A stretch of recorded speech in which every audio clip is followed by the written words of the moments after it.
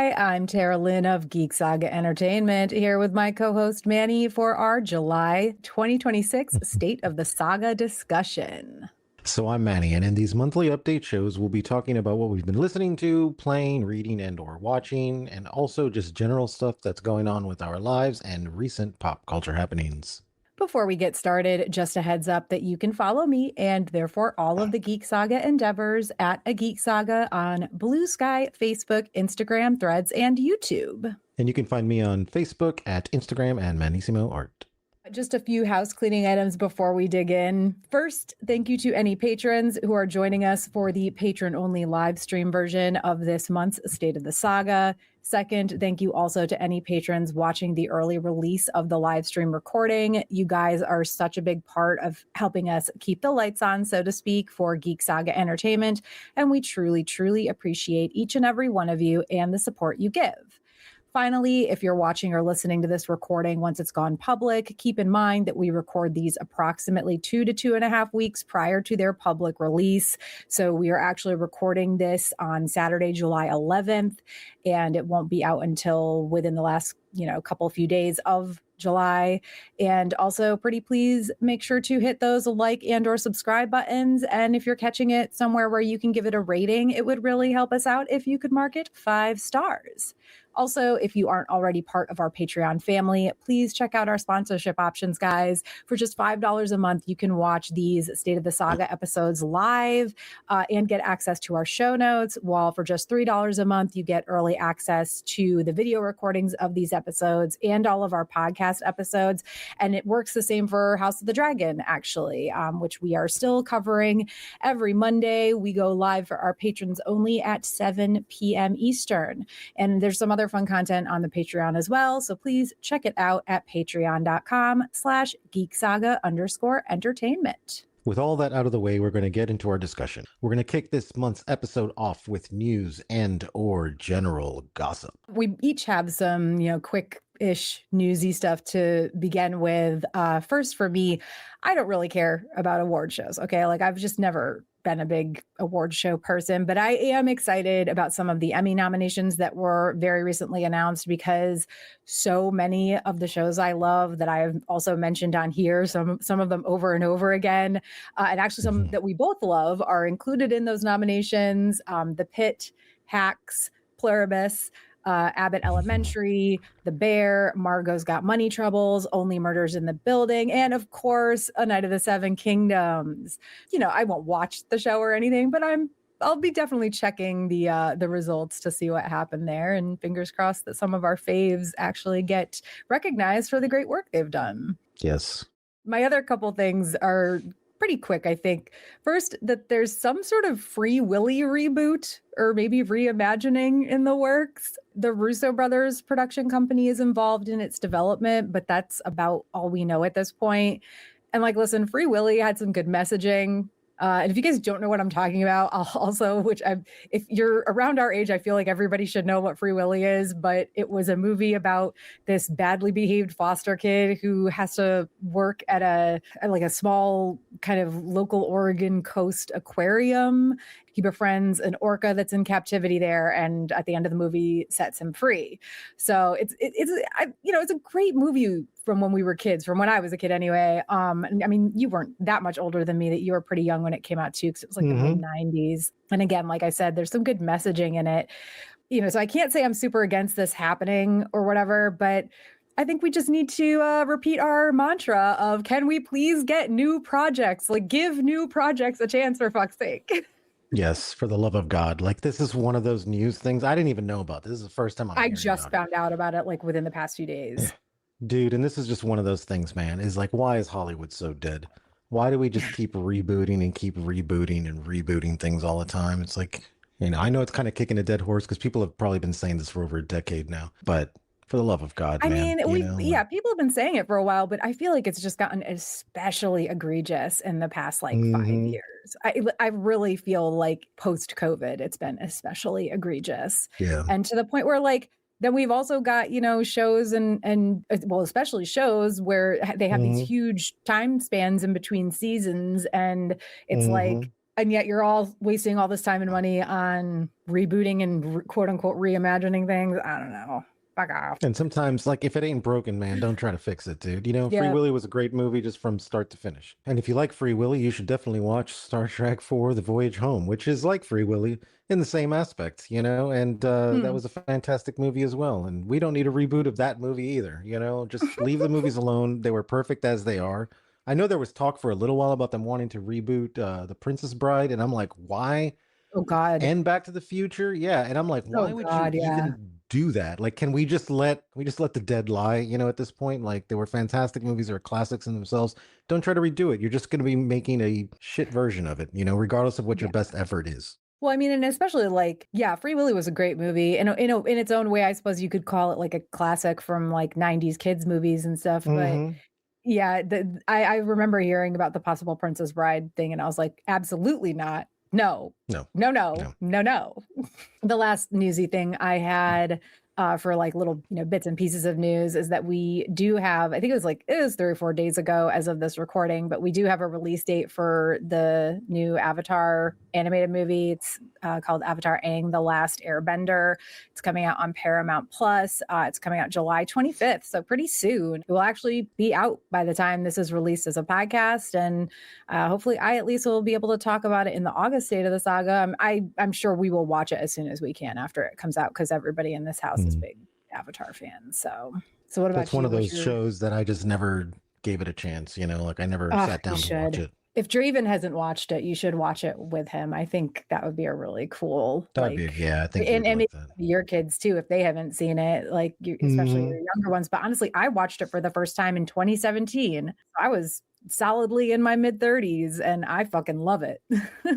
Nice, yeah. So definitely one of those on my list of things that I know I need to watch, and I just never got around to. Well, I don't know if you've watched the Odyssey trailer yet, but apparently it's getting absolutely decimated online. I watched it. Honestly, I don't really care. I don't really care for the Odyssey. Like, I liked it when they did like a telling of it with Oh Brother, Where Art Thou. I thought that was fantastic. That was a great movie. That is my only Odyssey, you know, like, but you know, there's something about these movies that they do this, that they make them look epic because it's a Christopher Nolan film. And you know how we do, you know, it's always super epic, super great cinematography. He's amazing with that. But there is something that just feels off about American accents in this kind of setting. I don't know what it is. I'd prefer just the British accent. At least that way it just makes it feel just a little more regal, a little more old. But yeah, I don't know, man. You know, I think there's like with Christopher Nolan, like, you know, anytime he released a movie, it was like a big deal, you know, it was just like, oh man, like it was like the Coen brothers. When the Coen brothers would release a film, you were just like, oh, I got to see that, like whatever. But this one, man, I seriously have zero interest in it. This is just one of those, like one of these trailers that just lacks any type of, I don't know, color or anything, or I don't know. It just seems so gray and dead. It reminds me of postmodern minimalism is what it is, where it's just like, oh, okay, I don't know. It just nothing interesting about this movie. So I'm just going to swing on past that because I really have no interest for it. I just brought it up because it's been the only thing that's been showing up in my feed for some reason. Oh, and weird, people don't like it. People don't like it because they're like, oh, okay, there's black people in it now or something. And then this person's in it, and it's just whatever. Yeah, it's just. Oh yeah, don't even get me started about the anti-Lupita Nyong'o comments about her being Helen of Troy. Like, she's fucking gorgeous. What the hell? What? I'm sorry, but what? Yeah, exactly. It's just like, guys, just come on, you know. So, I don't know. Also, in other news, I heard that the Avengers Doomsday is having some production issues. Apparently, it's a little too big in scope, and they're having some editing issues. So they say. Which is really kind of sad since this movie is like Disney's Hail Mary to bring the MCU back to life. Again, this is another movie that I just wish I can get excited about it. But like Star Wars, sometimes it's better to just let a franchise breathe for a while, then bring it back. You know, like for the love of God, just like, yes, exactly. Stop trying to make Fletch happen. Let it go. It's done. The MCU's finished. Let's just give it a break. Bring it back in 10 years and it'll be awesome. I promise. I have some video game news also. PlayStation/Xbox ... What crappened? Massive Xbox layoffs. No more physical media for the PlayStation. Also, there's a Halo release coming out on PlayStation.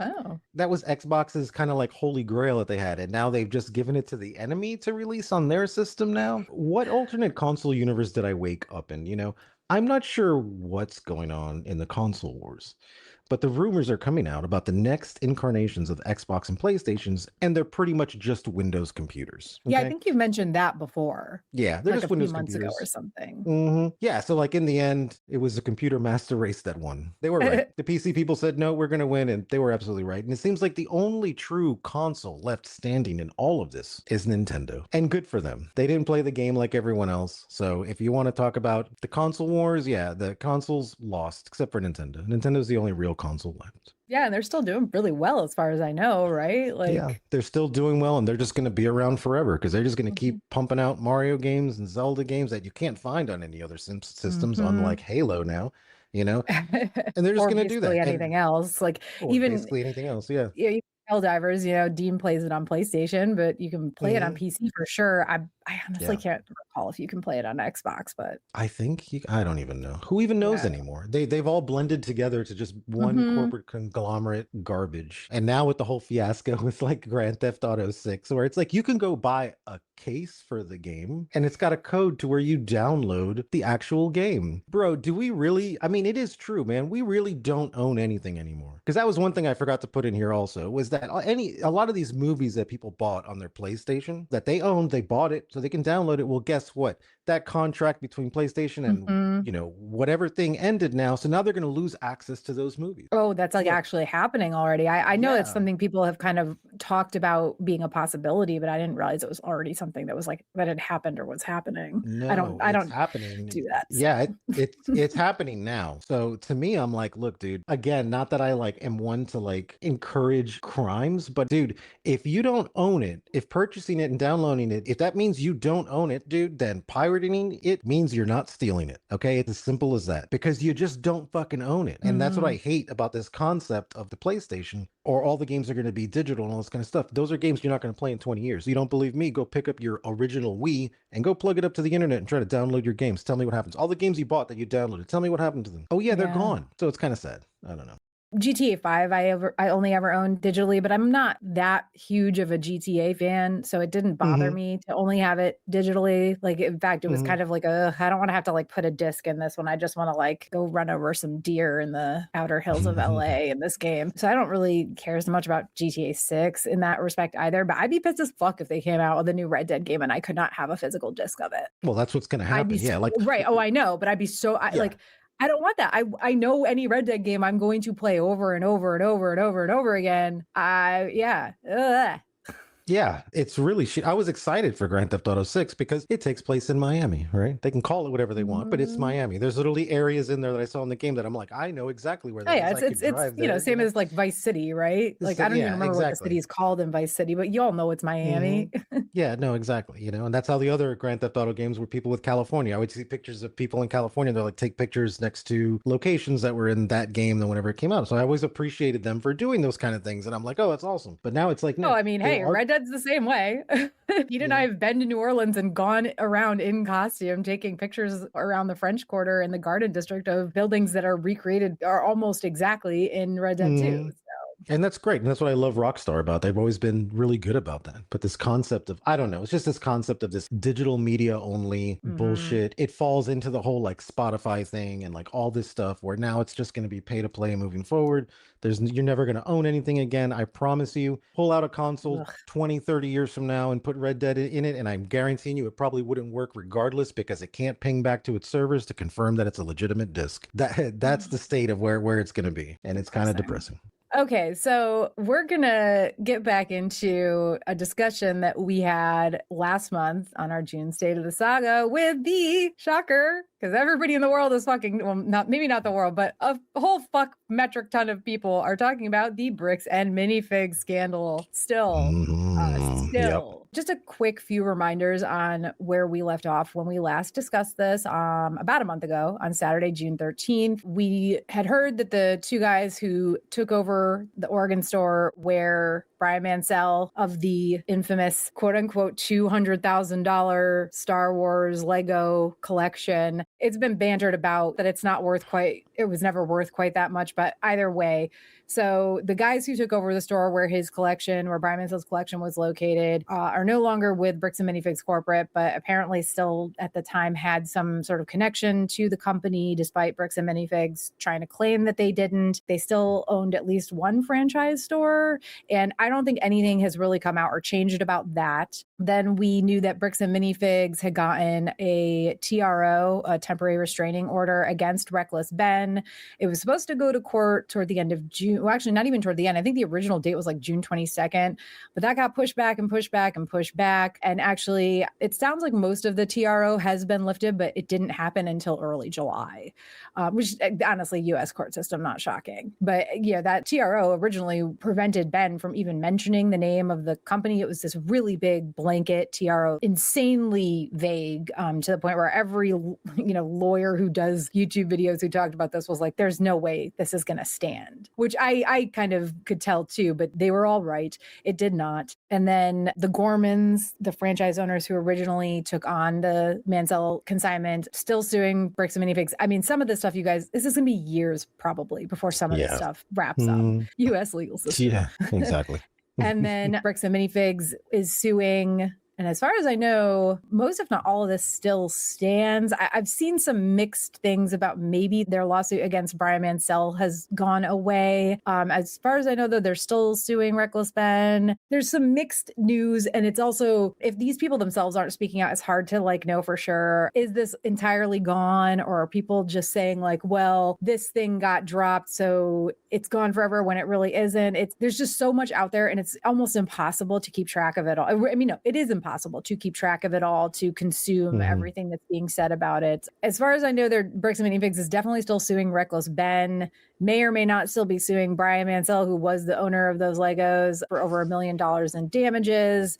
They were claiming it was a RICO, aka a racketeering case, which is like mob level shit. That's insane. I think last month we did know that Bricks and Minifigs was offering to pay out some amount of money to Mansell to make good, claiming they would drop him from the lawsuit. And that's kind of what I've heard. There might be, maybe they're negotiating that, and they've dropped him and they're working on other things in the background. Again, it's at least for me, I do not have the time or the energy to figure out every minute detail of this. But the thing that we kind of concluded our discussion with last month was that TLDR is that the best case scenario is that this was, according to a video I watched back in early June, is that a company that answered a bookkeeping failure by trying to litigate its way out of a story it kept making bigger. You don't bring RICO to a bookkeeping dispute unless it was never about bookkeeping. All that said, 10 minutes of updates on this bullshit later. I don't think it was that long, but it fucking feels like it.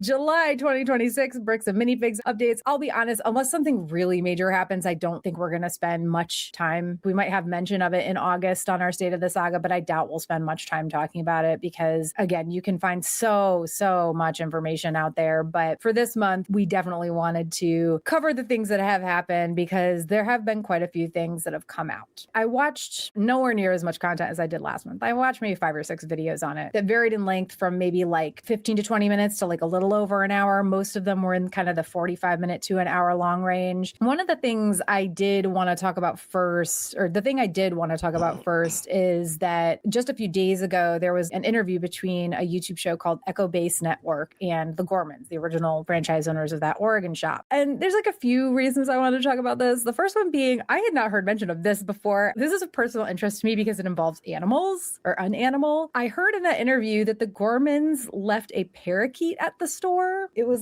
the store pet. That happens. People have those. And it was just a little parakeet. They had numerous pets. Their pets all seemed well cared for. This is not me saying anything bad about them having a store pet. I'm sure this parakeet was very well cared for. Its wings were clipped like a lot of pet parakeets are. But Crystal Gorman said that when they were kicked out of the store, very suddenly, right, she couldn't fit the parakeet cage in her car. car. And she thought they'd be able to go back the next day to collect the cage. Like they were going to find some bigger car or something maybe to pick it up. But it sounds like when they went back, and I'm not sure about this, but I don't think it was the next day. I don't think they were allowed to go back the next day. I think it was several days later. The parakeet was gone. And one of the new owners, it sounded like it was that Josh Johnson guy, claimed that he dropped this parakeet off at a rescue, but they don't know for sure. So, and honestly, I don't believe that. I really hate to say that. Of course, the Gormans are like, we really want to believe the best. We really want to believe that that was the truth. They actually have had some people offer to help them track down rescues in the area that it might have been left at, but they don't know. So, wow, what the fuck? Again, I am not trying to shit on the Gormans here.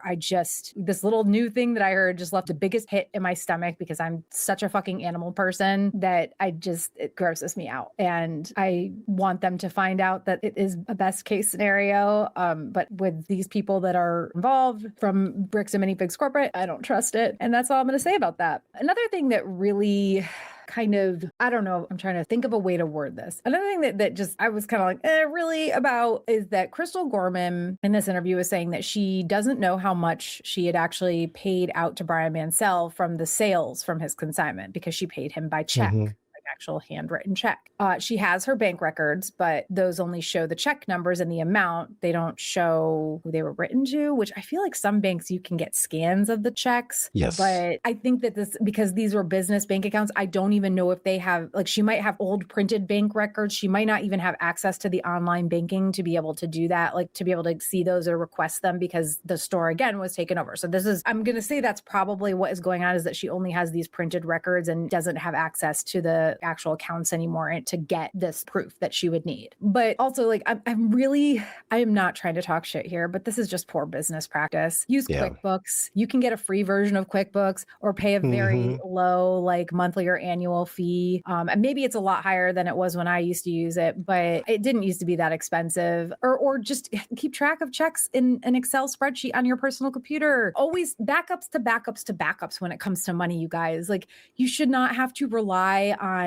bank records only and or physical check stubs to the point that you can't find out or know like who your checks were made out to. I said what I said. That's just poor business practice. And again, like, this is not me trying to talk shit. This is more me saying, like, if you own a business, please maybe take note of some of this stuff and understand that if you are actually still somehow writing physical checks, and as somebody who owns 2 businesses, I have still not written a physical check in over a decade. So you don't need to do that anymore. I understand that some people still do, but if you're going to do that, again, backups and backups and backups, and not just, especially if you're a franchise owner where you're in company accounts that they can take over, you should still have some sort of record of some of these things where you could have access to it after the fact, because you also don't want to have to rely on them for shit like your taxes and stuff. I'm sorry. Now, one of the things, Manny, that you and I had talked about a little bit, because we found this out like a week or two ago, I think it was like a week and a half ago. We now know of at least 3 stores for sure that Bricks and Minifigs took over in basically the same backhanded manner. The Gormans, the one in Central Florida that was mentioned in our June episode, and now a third that was also located in Oregon. And I had sent you, I don't know if I sent you a link to a YouTube video about it. I might have just sent you a message about it. I think it was just a message, but I'm sure you remember what I'm talking about, because I literally sent it to you and I was like, 1 is,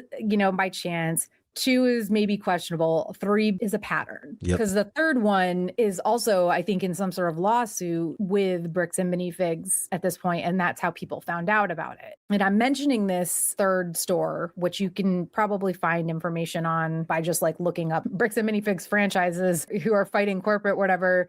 I'm sure the third one that's in a lawsuit with them will come up. Also, weirdly enough, or maybe not so, owned by someone who's a little bit older who was having health problems. What's that phrase, that website that Reckless Fun has that you can buy merch from? We steal from oldpeople.com. We steal from oldpeople.com, which everything is pretty much sold out on it, just FYI.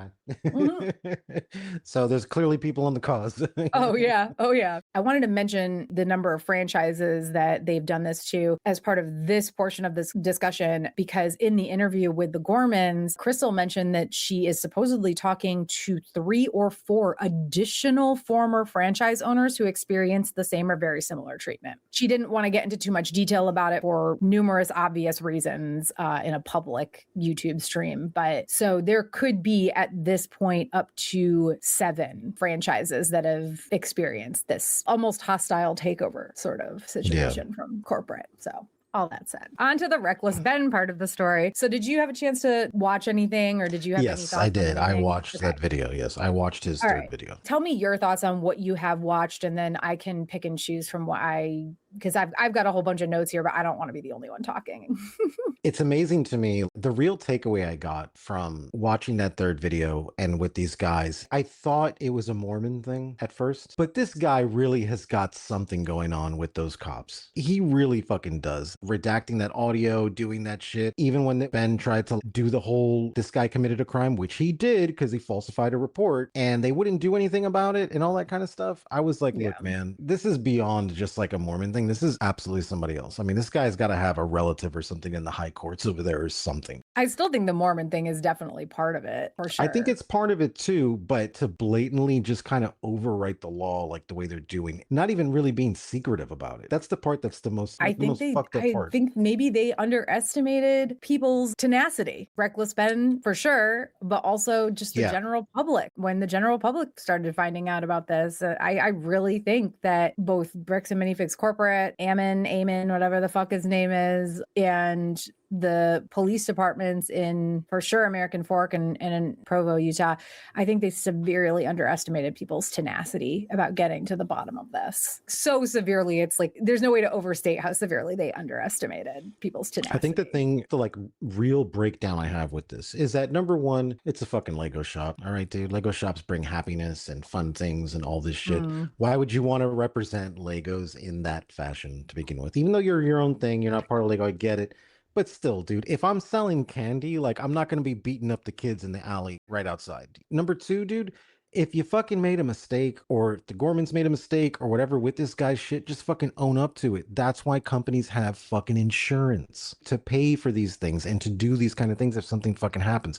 That's the biggest part about this, is I don't understand why the fuck it's continuing like this. The only guesstimation I can come to is that Bricks and Minifigs or whatever, they have all these franchises and shit, but I'm willing to bet that they're fucking hurting. Yeah, they've had both a copy of their franchise agreement and also some of their finances that are public have come out, and people have talked about them where they're not doing well. Because to me, it's like, when you have a problem like that, dude, you got to make it go away before it gets fucking big. They know there's no records that they ever gave this guy money, or they sold his Legos, or where his Legos were at. As far as I'm concerned, the Legos were in the company's hand last. That is your fault.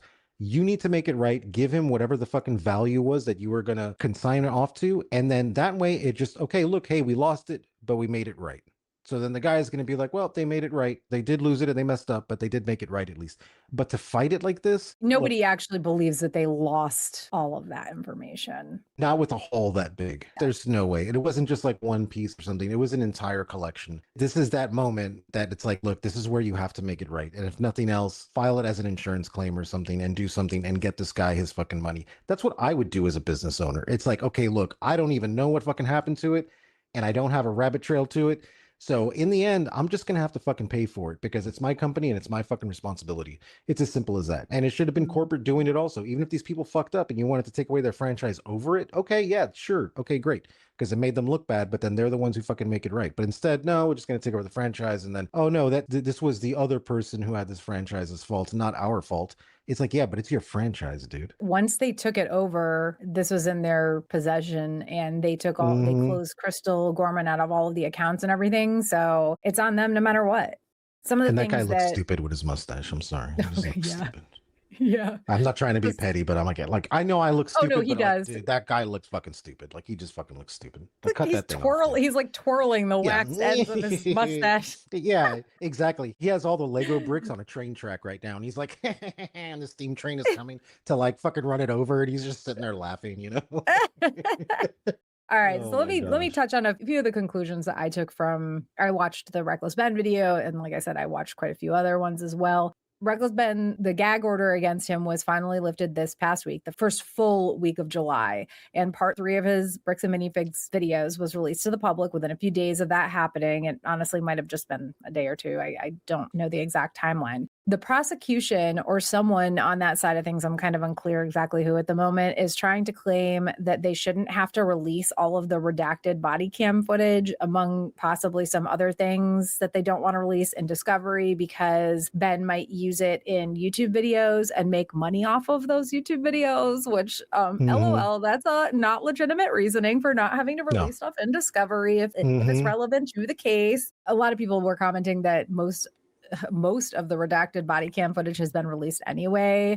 Certainly we've seen what seems like a metric fuck ton of it. So I think that the vast majority of it has been released. So some of Reckless Ben's video that was talking about that was almost certainly edited together before the Google Drive that was linked by the American Fork Police Department that included a whole shit ton of the redacted footage came out. And then they took it down, but guess what? It was already out there on the interwebs. The tubes were already whooshing it from one place to the other. Part 3 also included audio recordings of someone, I believe it was Eamon. I didn't note it when I was actually listening, but I'm fairly certain it was Eamon. But just in case it wasn't, it might have been someone else from Bricks and Minifigs corporate, apparently straight up lying to the police, saying that Ben had threatened to burn down their corporate headquarters and was saying stuff like, I'll kill you, and like, what? What? Like, to be fair, something could be missing from the security camera footage that Ben included in his video. But like, let's be real, the chances of that are less than 0.1%. Because also, can anyone really see Reckless Ben saying anything like that? No. Now, granted, there are apparently emails included in one of the complaints that have some pretty over-the-top threats from random members of the general public in them, which, come on, people, stop. You're not helping anything. You are not helping anything by sending what sound like actual threats to Bricks and Minifigs franchises, but mostly it seemed like these were sent to like corporate. But again, Reckless Ben doesn't seem to have done anything like that directly, and that's what he was specifically accused of doing in that recording, which was a straight up lie. It was a straight up lie. Yep. One of the things that was kind of a repetitive theme in all of the videos I watched was like, Eamon just lies. He just lies. He said, I don't know Brian Mansell, which we knew that he had said that last month, but he says stuff like that. And then like in the same conversation, 5 minutes later, he says stuff that it's like, obviously he knows who Brian Mansell is and knows about this Star Wars Lego collection.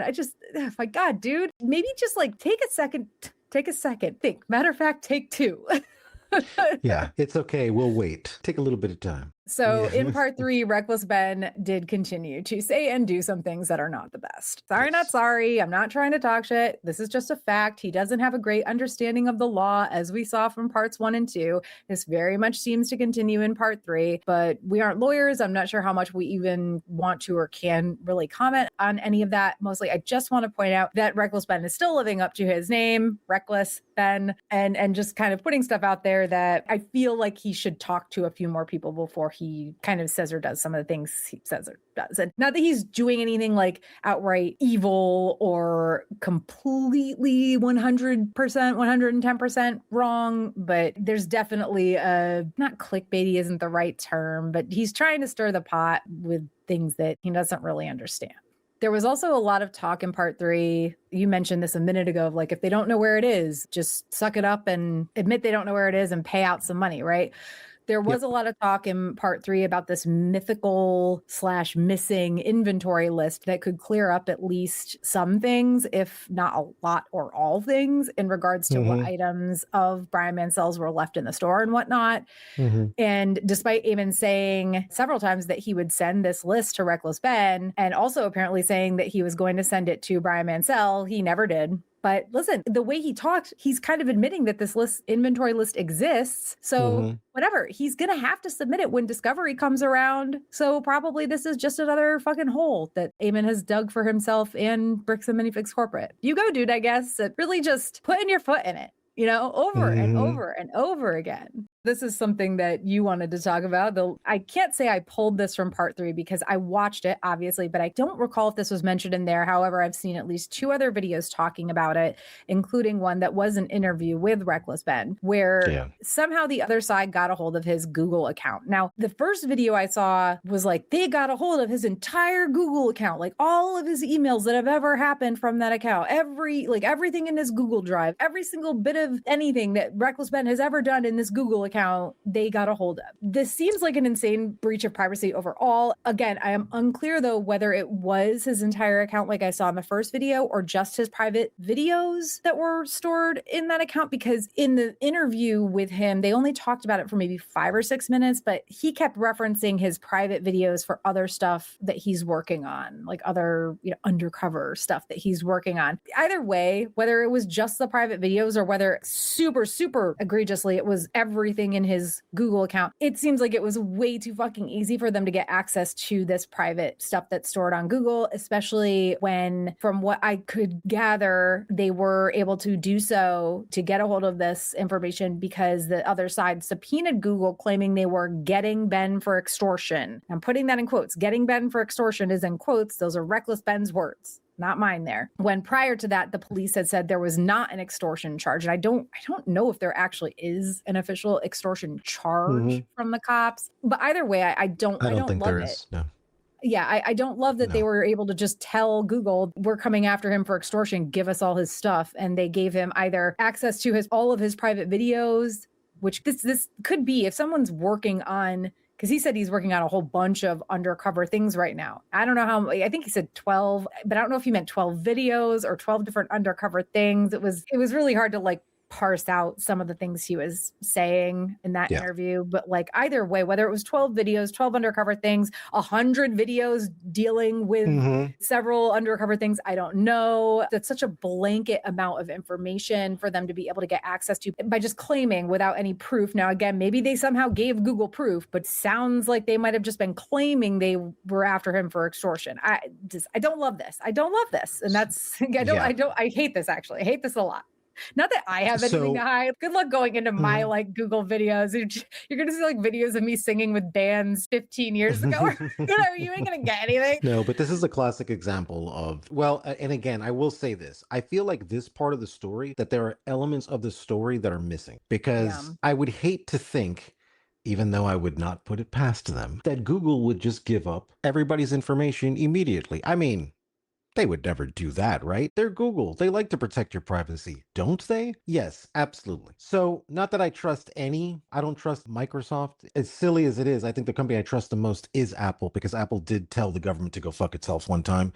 I've kind of always appreciated that part of it. But Google is typical fucking conglomerate of, they have all your information, they sell it anyway, they tell you they don't and they don't, but they fucking do. I work in this field. I know what the fuck they're doing, okay? Yeah.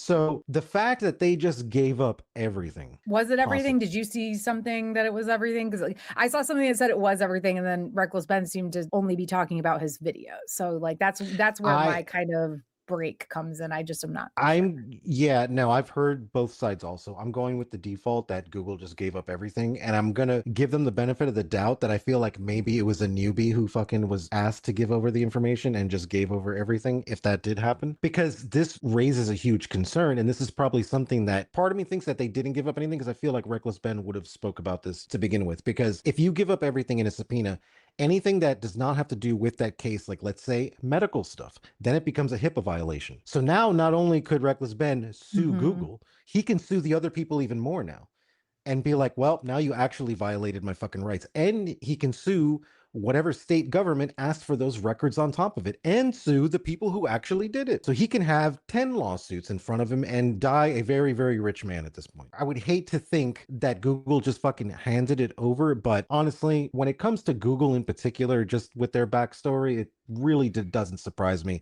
if they would have given up everything. There is a reason that I do not like using fucking Google. I'm sorry. I know people like it, but there is a reason I don't like it. I don't know. Hopefully more information will come out about that, because that's definitely one part of this that I want to continue following if there is more information. I would prefer to hear directly from Reckless Ben Mhm. exactly what the other side was able to access.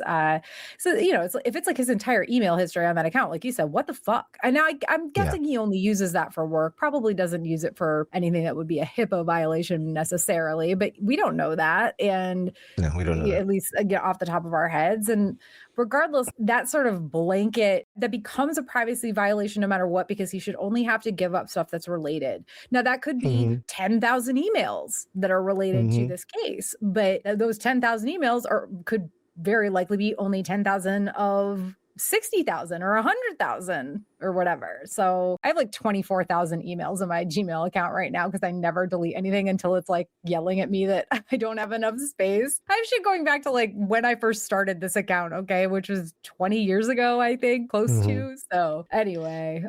So if this guy gets it, this jerk off, because his lawyers have the information, which means that their client has the information. So now this client has all these personal emails that Ben goes back and forth with. And you know what? Maybe there's some nudie pictures from his girlfriend or from his boyfriend and all this stuff. And normal people shouldn't have that fucking information on a subpoena that has zero to do with that.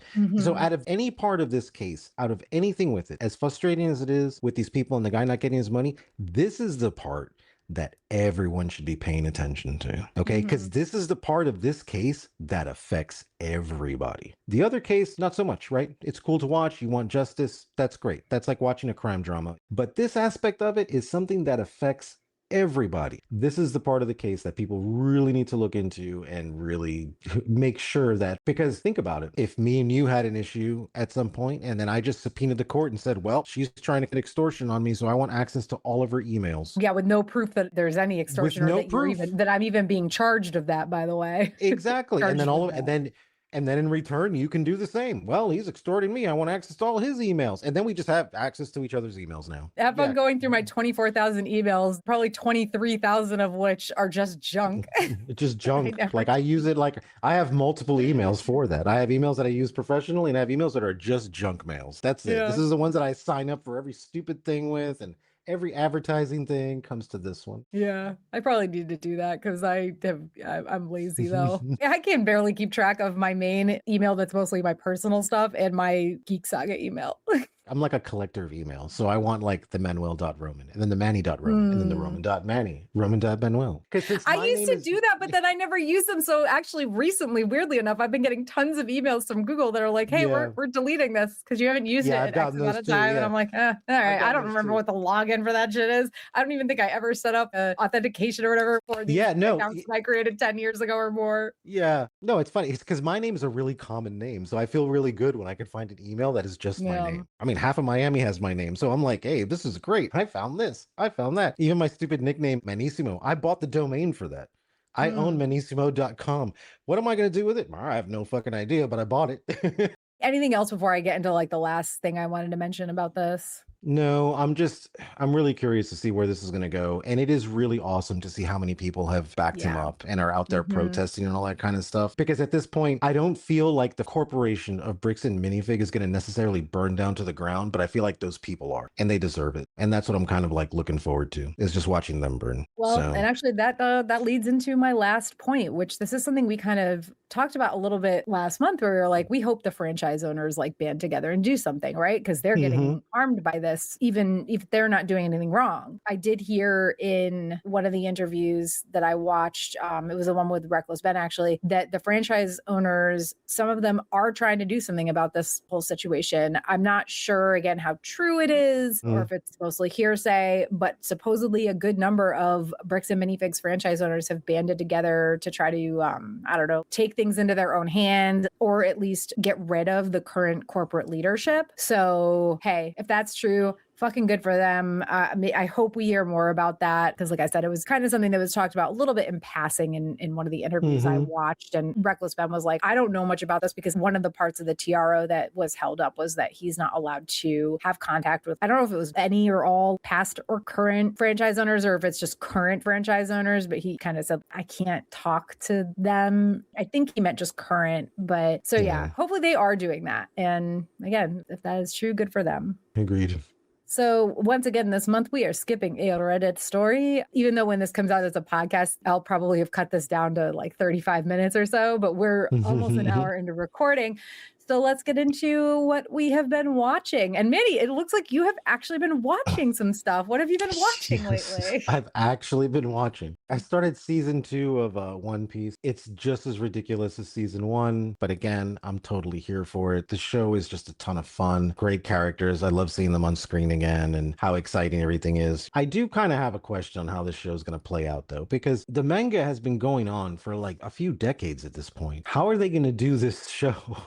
This show, I would assume, with all the back source material they have at this point, they can probably keep this show going on for 20 or 30 years. So I'm kind of curious as to how that's actually going to play out for them. But the show is, yeah, again, just as ridiculous, just as fucking fun, and as cool as the first fucking season. So totally on board with that. The other thing I watched was the first episode of the new Ghost in a Shell anime on Amazon Prime. So this version of Ghost in a Shell is truly unique. Unique in the sense that it stays 100% loyal to its original material. The anime is almost a frame by frame of the original manga, which may turn off some fans of the original movie or other series that came out after it. Okay, the Ghost in a Shell that most people have watched is a much different tone. It's serious. It's a little darker. The original had a lot more humor. And a lot of the humor in the original manga feels almost out of place sometimes. So, you know, if you're not used to Masamune Shiro's work, then it might feel like it's coming off as rushed because a lot of the dialogue is weird and some of the way it transitions is really weird. And it definitely plays out like that in this anime. So there's a lot of people who have watched this who are kind of shitting on it, but I'm like, I get it because the Ghost in the Shell that you watched is further away from the source material. This is the source material at this point.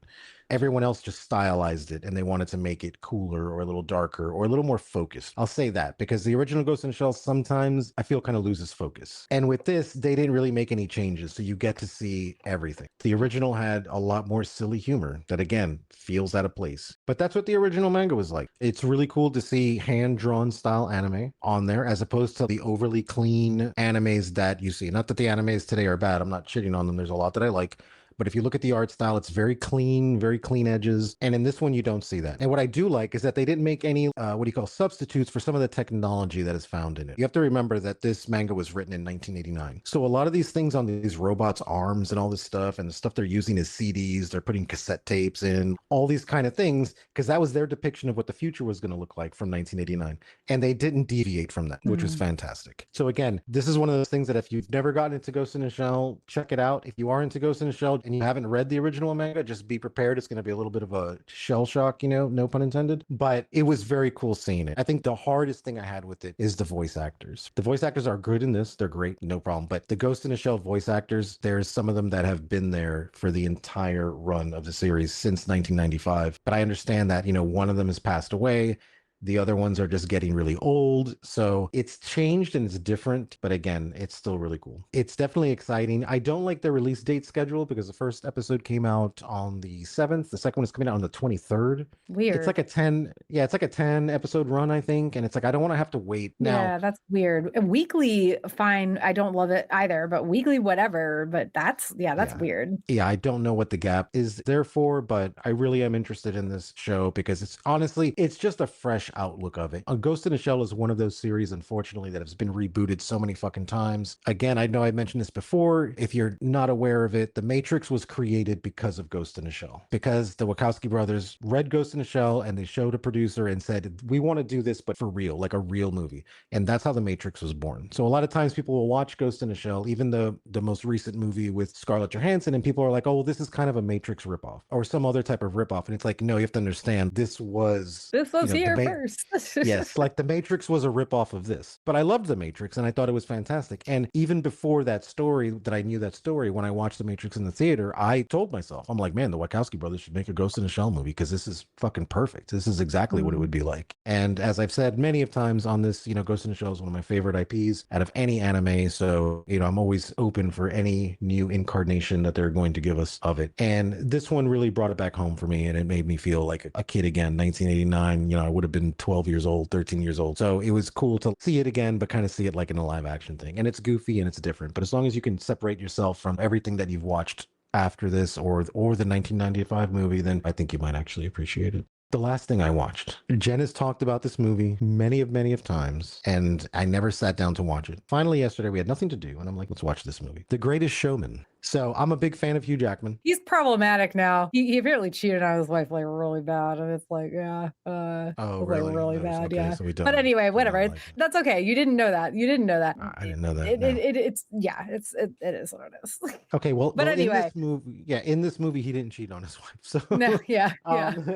But no, this one actually surprised me. It's a musical, and like I love musicals. I've heard a lot about this, but generally when I hear a lot about a musical, generally when I watch it, or really if I hear a lot about a lot of things, when I sit down to watch it, everyone has hyped it up so much that I just don't like it. But this one right off the bat had me hooked. I was sitting there trying to eat while I watched this, but I was so focused on the movie. I didn't think it was going to be as good as it was, but it actually was really good. I really loved the songs. The story was very well done. The production of it. It was a little weird sometimes that they use so much computer animation with things, but I guess it's better than having actual elephants being used in a movie. But so it was still really cool. It was a fun movie from start to finish. Thoroughly enjoyed it. Not what I expected. What you been watching? So things I finished or continued watching that I mentioned last month, I still have not watched more of One Piece. So I'm glad that you're finally watching it, though. I think I'm going to have to just do like a sit down the family and be like, we're watching this One Piece. We're watching One Piece now, you guys. Because I do want to finish it. Like I've been enjoying it so much, but it's like, come on, guys, we got to get the whole family together. Are you still on season 1 or are you on season 2? No,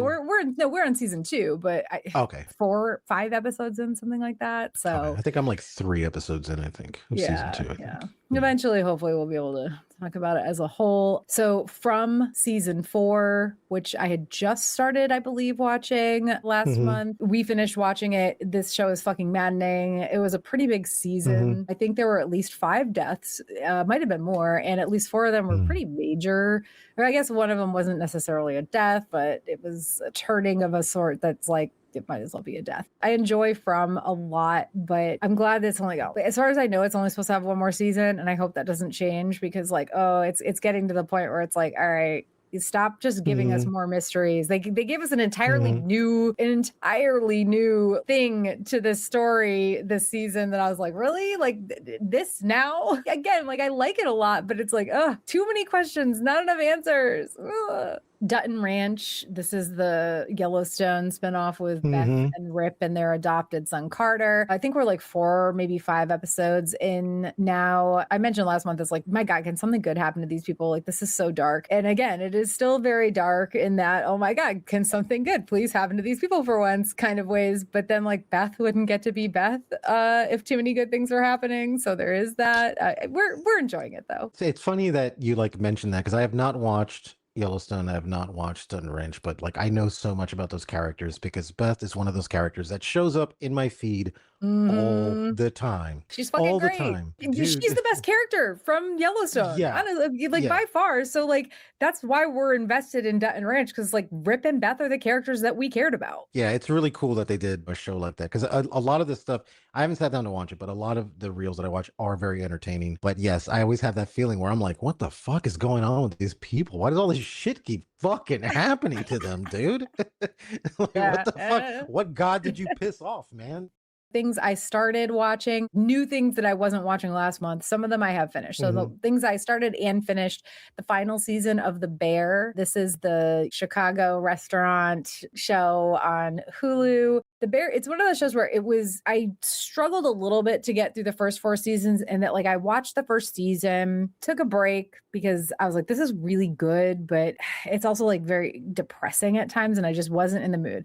Picked it back up again. I went through seasons 2, 3, and 4 pretty quickly, but it was still just kind of that, not to the Dutton Ranch or Yellowstone extent, but just every like negative thing you could think that would happen to a restaurant happens in this restaurant. I swear. So the final season of The Bear, it really much starts out that way too, but also I really enjoyed it. Like in the end, they wrapped it up really fucking well. I loved that basically the vast majority of the season was 1 day in this restaurant. I think they did a really good job with it. I really liked the last season, really liked how they wrapped it up. I think that at the end as a whole, if you haven't watched The Bear and you want to start, just go through the first 4 seasons. And not that they're not good, they're very fucking good, but the stuff that can be hard to get through, they wrap it up in a way in the end that makes it all so very worth it. Also, pretty food all the time, pretty food that makes you just want to eat at a fancy restaurant. Dean and I also watched this show called Lawmen: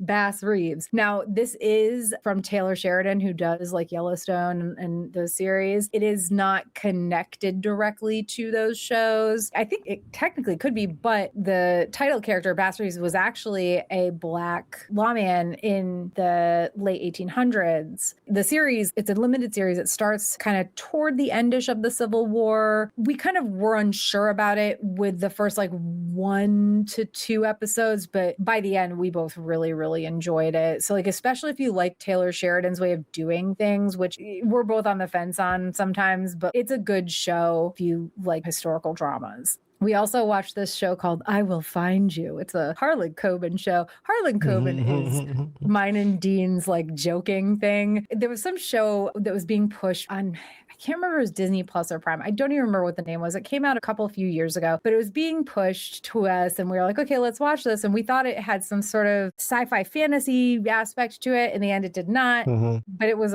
based on a Harlan Coben book. And we were like, what the and then like, because we watched that, we started getting suggested all these other Harlan Coben shows. There's so many of them. I can't even count. Some of them are British, 2, maybe 3 of them are American. A whole bunch of them are British. There's like a Portuguese one. I think there's one that's set in like Argentina. We've watched fucking all of them, even the ones that are dubbed, which like I fucking hate the net because most of them are on Netflix. And the first one we watched, not on Netflix, just to be clear. But the rest of them are pretty much all on Netflix. And I do not like the Netflix dubbing. I hate the AI voices. We both hate the AI voices they use. They're terrible. God, that's terrible. They use AI. Yeah. Yes. Yeah. But anyway, Harlan Coben mysteries are like mine and Dean's LOL thing to watch. I don't really know how to describe it other than that you think something is happening. There's always like a twist at the end. And it's pretty much always something you wouldn't expect. Even when you have watched 10 other Harlan Coben shows, we always are trying to guess. Dean actually got this one. He got the twist in this one right at the beginning. He was like, this is the bad guy. Maybe not the very beginning, but within the first like 2 episodes, he was like, this is the bad guy. And then another episode goes by. He's like, okay, no, like silly me. This isn't the bad guy. And then like in the end, it was totally the bad guy. And I was like, you were right. We're learning. Our Harlan Coben AI brains are learning. Anyway, I don't know. I would not say that I would suggest any Harlan Coben shows, including this I Will Find You one, which is on Netflix, unless you're just really into like thriller mystery things, which I don't think either one of us are huge on those, but they're fun to watch in that there's just so many of them. And so like trying to figure out the formula and everything is kind of the most fun part of it. I also watched Elle on Amazon Prime. It's the Legally Blonde prequel. It was cute. It's a little bit like they lots of references to like who and how she is and Legally Blonde, whatever. I don't know. It was a fun watch. The girl that they cast as Elle is really great. Looks a lot like Reese Witherspoon could have looked at that age. She does the voice really well, like sounds like a younger, like teenage Elle Woods. The premise is that Elle has to move to Seattle with her parents. And so she, instead of her like going to Harvard and being among the like stuffily dressed smart people, she's in Seattle in the mid 90s in the like grunge flannel wearing rainy Seattle and has to kind of assimilate into that school. But I don't know. It's enjoyable. It was cute. We've watched most of the new Rick and Morty season. It's Rick and Morty. Like there's not really, it's funny. Don't get me wrong. Yeah. It's kind of funny that Kim was like, you watch Rick and Morty? I was like, dude, I've been watching this shit since like you were a child. You're a child, yeah. Like 6 or 7 years old whenever it first came out. Like, yes, I watched Rick and Morty. I stepped away from Rick and Morty after the Szechuan sauce debacle for a little while because I was like, oh, God, these cans suck. But that doesn't, the show is still funny. And like, also, I know that Dan Harmon kind of turned out to be like a dick, and that kind of put me off a little bit too, but whatever. The show's still funny. I started watching Widow's Bay, which is an Apple TV show, and I'm like halfway through as of us recording this. I'll save talking about that for next month. I'm enjoying it. It's creepy as fuck. Movies. I played catch up with some Disney Pixar movies that I hadn't seen yet. Hoppers was one, and Elio was the other, or Elio, I'm not sure. I think it's Elio, Elio. They were both cute, but neither one of them was like, they weren't like the level of like Up. I love Up. Up is my favorite Disney Pixar movie. So, they were cute, very formulaic watches. Have you heard of Begonia? It's got Emma Stone and Jesse Plemons in it. It is seriously fucked up. Like, wow. fucked up. You Wow. probably have to be in the right mindset to watch it, honestly. But I also feel like everybody should watch it if Yeah. they can. Look up what it's about, and if you feel like you can watch it, because I think it's worth watching, but it is very fucking weird. And then I watched this movie on Amazon Prime called We Have Always Lived Here. It's from like 2019. It's got Alexandra Daddario and Sebastian Stan, and I'm never gonna remember her name, but it's the girl. She's in a whole bunch of American Horror Story seasons, but like it was meh. I was like, what is this? Apparently, it's either based on a book that was written by the woman who wrote Haunting of Hill House, but it was nothing like anything like that. Nothing like anything like that. And I know that's not like a proper term, but you know what I mean. And yeah, usually I have like a things I've watched because why not nothing else section, but I do not have that this time because I don't have any time because most of my free time that I would use to watch random stuff when I've run out of good stuff has been spent editing hot D takes. Have you been reading anything? No, hell no, nothing. I've been reading fucking Indeed fucking job postings. That's it. Yeah. For me, physical books, Dungeon Crawler Carl by Matt Dinneman. Not surprisingly, I'm obsessed. I read a couple books in between. I'll talk about those in a second. But a few days ago, I started the second book in the DCC series. It's called Carl's Doomsday Scenario. I am having trouble putting it down. Like, I don't have enough time to read it as fast as I want to. So just saying. I read this book called 640 to Montreal by Ava Jurczyk. I'm not sure how to pronounce her last name. It's spelled weird. Jurczyk. It's like a mystery thriller sort of thing. It really kept me guessing about what was going on. I couldn't put it down while I was reading it, but the ending fucking sucked and the main character sucked. So I'm not sure I would necessarily suggest it. Yeah. Last month I mentioned having watched Margot's Got Money Troubles and I said, I'm going to read this book. I did. It was cute. It's pretty similar to the show. They definitely ramped up some of the drama. No, they ramped up a good bit of the drama and changed a couple things in the show. I think in good ways though, because there were some things in the book that I was like, there were probably 3 pretty major things that I feel that the show did a lot better. One being her relationship with her mother. So for audiobooks, I listened to this book called The Wedding People by Alison Espach, Espach.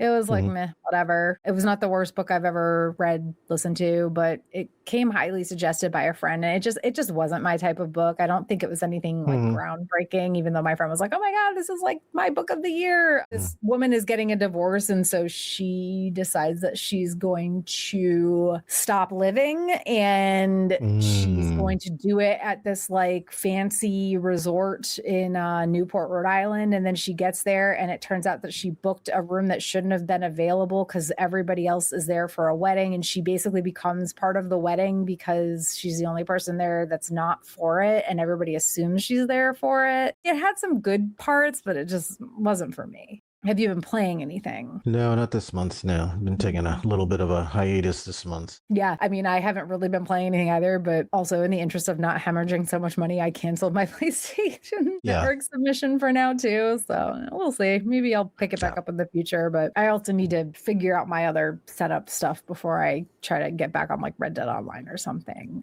Listening. Yeah, I've been listening to a lot of Twerp, TWRP. If you haven't heard them, check them out. They're weird. I don't know. The only way I can describe them properly is look, I love Daft Punk. Okay, Daft Punk's one of my favorite bands. But these guys are like a more fun Daft Punk. Imagine Daft Punk, but if they were like the happier, more outgoing people at the party. So it's kind of like electro funk, I guess. And on the complete contrast of that, as I do very eclectically, is I've been listening to mountain music, banjo, Virginia mountain music for some reason. There's a person on Facebook, I think her name is Joanna Wacker, I think. And I've just recently started listening to her stuff and just kind of became obsessed with it. I do like some like bluegrass and stuff and mountain music. I agree. Like it can be really, really good. We've kind of been rushing through this, but I don't really have much here. Still same as the last couple of months, like Reddit story videos for like short form stuff while I'm doing other things. Obviously, again, this week, especially a lot of the Bricks and Minifigs Reckless Ben stuff. Hopefully I'll have time to like actually listen to things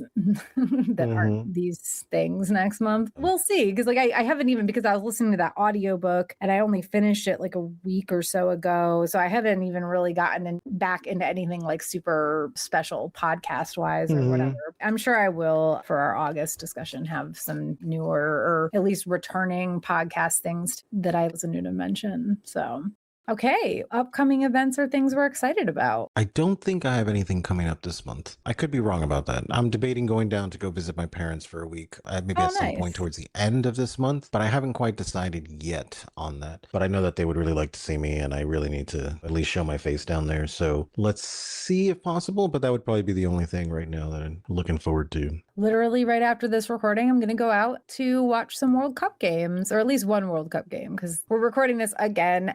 We started at 3 p.m. on Saturday, July 11th. So there's one at 5 that we're definitely going to catch most of. And then I don't know that we'll stay out for the one at 9 p.m. because that's a lot for us old folk. Yeah. But yeah, so tonight I'm going to do that. Next weekend, I'll be at a convention called Southeast Game Exchange in Greenville. So by the time this is out as a podcast, I will have already done that. There's several Red Dead actors that are going to be there. So I'm pretty excited about that. And then, of course, Dragon Con is fast approaching. So, you know, for anybody listening, keep an eye out for information on where you can find me there. And of course, on our Drinking Con webcast that we do about 2 weeks before Dragon Con. Well, as we close out the episode, we once again want to give a huge thanks to our patrons for their support. Make sure to check out our other Geek Saga show series, including Media That Made Us, 90s and Naughties Cringe Factor, the Impulsive Hyper-Focused solo episodes, and more. That very much includes Hot D Takes, which is literally going on right now. So again, if you join our Patreon for $5 or more per month, you will have access to our Monday evening at 7 p.m. live streams discussing that week's episode of House of the Dragon. And yeah, please do not forget to like, subscribe, or rate us 5 stars wherever you're watching or listening. And again, just going to plug that Patreon. Consider supporting us by backing it at patreon.com/geeksaga_entertainment.